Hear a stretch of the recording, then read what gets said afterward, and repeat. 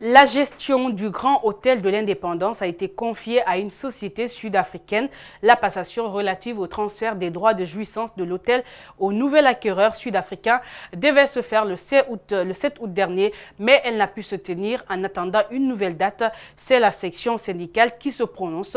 Elle craint le sort de 158 travailleurs qui risqueraient de perdre leur emploi. Mariam Fodé Camara, Ibrahima Souri Camara pour plus de précisions. Dans une correspondance adressée à la nouvelle direction générale du Novotel en date du 24 juillet 2019, le département de l'hôtellerie a informé la direction que l'État guinéen et la société sud-africaine SNA Structural Angers ont procédé à la signature d'une convention d'investissement portant sur la rénovation et l'extension du Grand Hôtel de l'Indépendance. La section syndicale, par la voix de son secrétaire général, exprime ses inquiétudes quant à l'avenir des travailleurs. Sur les CDI là, vous avez d'autres qui sont là depuis 1996 à l'ouverture. Donc, quand vous prenez 96 à aujourd'hui, ça vous fait 23 ans. Il y a d'autres, la deuxième vague d'embauche, il y a d'autres qui ont fait 20 ans ou 18 ans. Imaginez que quelqu'un qui a fait 18 ans, 20 ans, 23 ans quelque part, et que subitement un beau matin on dit qu'il n'a plus d'emploi là, ça crée quoi? C'est de la stress. C'est des maladies d'urgence, c'est des morts qui en suivent. À en croire Ibrahima Tounkara, le ministre les a rassurés qu'aucun emploi n'est menacé. Le problème, c'est les 158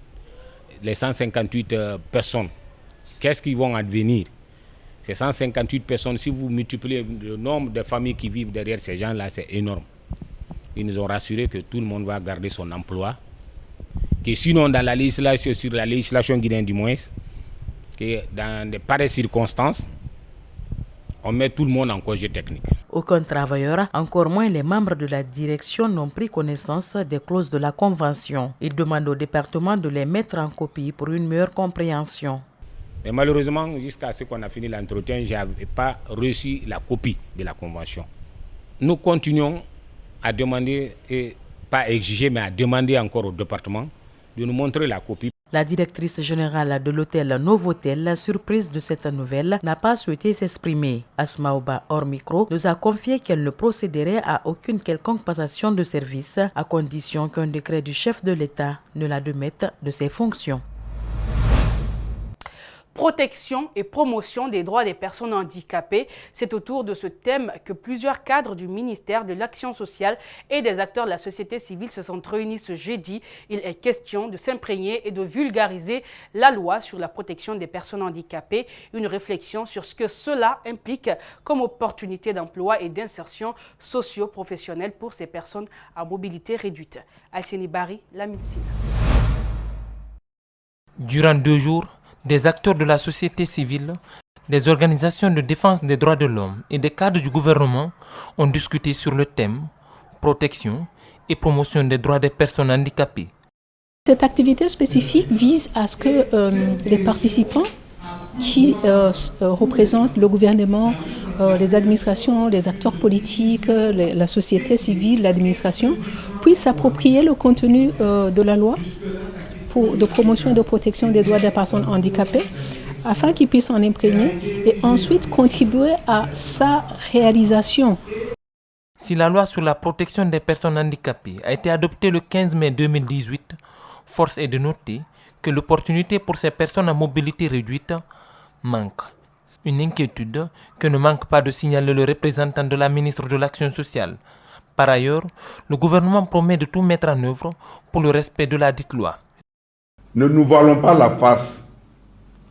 L'application de la présente loi doit être examinée sous le prisme des difficultés récurrentes de mobilisation des ressources, de la survivance des considérations socio-culturelles ou de nos construits sociaux, ainsi que de l'offre des services publics limités.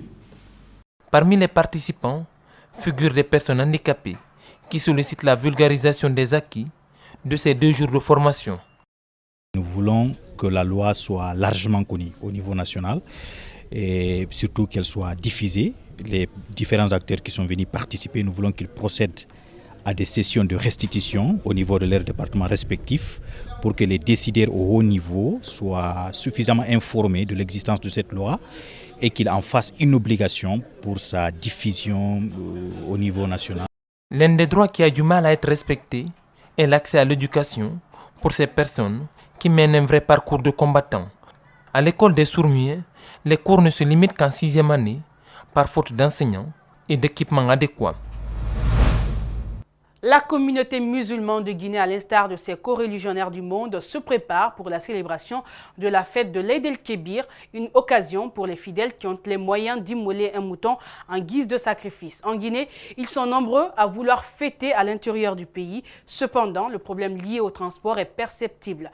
Beaucoup sont confrontés au manque de véhicules ou à l'augmentation du prix du transport dans les gares routières de Conakry. Une de nos équipes a fait un tour pour faire le constat. Suivez donc le reportage d'El Gassimou Yaliba et d'Alseni Kamara. Nous sommes à la gare routière de Bambeto. Ici, ils sont nombreux à chercher une place dans un véhicule pour aller fêter la Tabaski à l'intérieur du pays. Mais à la grande surprise de certains, il n'y a pas suffisamment de véhicules. Ce passager est là depuis 7 heures du matin, mais jusqu'à présent, il ne trouve pas un taxi pour se rendre chez lui à Pita. Depuis 7 heures, je suis là. 7 heures du matin. Bon, on me dit qu'il n'y a pas de véhicule. Officiellement, le prix du transport n'a pas augmenté dans cette gare routière, nous confie ce syndicaliste des transporteurs. On n'augmente pas le prix. On n'augmente pas le prix. C'est normal. D'ici la baisse, c'est 120 000. À Mamou aussi, c'est 70 000. Mais les places se négocient autrement, dit Ba Ibrahima Khalil. Il y a des gens qui chargent à côté pour augmenter le transport parce que tu n'oses pas augmenter dans le parc. C'est ça. Ils n'osent pas augmenter ici, mais bon, à l'extrême, ils peuvent faire ce qu'ils veulent. Contrairement à Bambeto, ici à la gare routière de Matoto, les passagers trouvent que tous les prix ont grimpé. Je vais à Cancan. Le prix, parfois, ça a augmenté. Mais moi, je suis pas très mal parce que il y a la crise parfois des véhicules, quoi. Avant, c'était 120 000, mais actuellement, c'est 180 000. Les responsables de cette gare tentent de justifier cette augmentation. Nous avons arrangé pour avoir le prix de carburant. Les véhicules seraient une ville. Donc, s'il n'y avait pas de véhicules, on n'avait pas planifié ce système, beaucoup de milliers de personnes auraient resté sans faire la fête chez eux. La Tabaski ou l'Eid el-Kébir a lieu dans le dernier mois du calendrier musulman. Pour sa célébration, plusieurs Guinéens préfèrent se rendre dans leur village pour fêter en toute symbiose avec leur famille. Il existe à travers tout le pays plusieurs centres d'autonomisation des femmes. Celui de Cameroun, créé depuis 1973, œuvre pour l'épanouissement de la gente féminine, un lieu de formation des jeunes filles dans plusieurs activités professionnelles. Il accompagne ces femmes déscolarisées à contribuer à la réduction de la pauvreté en Guinée. Rosaline Goto Monemou, Aboubakar Din Kamara. Ce centre forme des jeunes filles déscolarisées dans beaucoup de domaines professionnels tels que la coiffure et la couture. Il a assez d'activités en vue et des perspectives pour les mois à venir. Et on a commencé par la coiffure. La coiffure, on est venu perlage, on est venu vers l'activité perlage. Et après ça, informatique. L'informatique, on est sur la coiffure maintenant. Bien, ça fait juste 2 mois. D'autres activités professionnelles en vue, telles que la teinture et la saponification. Il y a les perspectives aussi. La formation en technique de surface, comment nettoyer les femmes des chambres et autres là. Ce centre pourrait changer la vie des jeunes filles en les rendant un jour autonomes. À part la formation, ce centre assure l'insertion sociale des jeunes filles et leur éducation.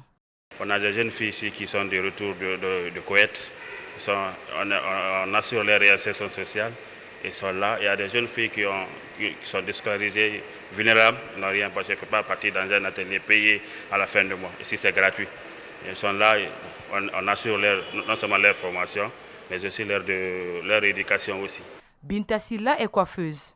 Elle est l'une des formatrices de ces jeunes filles. Elle est satisfaite du fonctionnement de ce centre et affirme être en possession de tous les matériels nécessaires pour l'apprentissage de ces filles en formation. Elle profite de l'occasion pour inviter toutes les femmes à apprendre un métier. Depuis que je suis là, il y a le respect et j'ai tout ce qu'il me faut quand même pour apprendre les enfants. Donc ce que je trouve dans ça, vraiment ça va, ça me suffit. Donc j'encourage toutes les femmes de la Guinée de faire un métier, si c'est la coiffure, si c'est la couture, quel qu'en soit, il ne faut pas s'asseoir à la maison. Selon des spécialistes, l'investissement dans l'autonomisation des femmes est la voie la plus sûre pour l'égalité des sexes, l'éradication de la pauvreté et une croissance économique inclusive.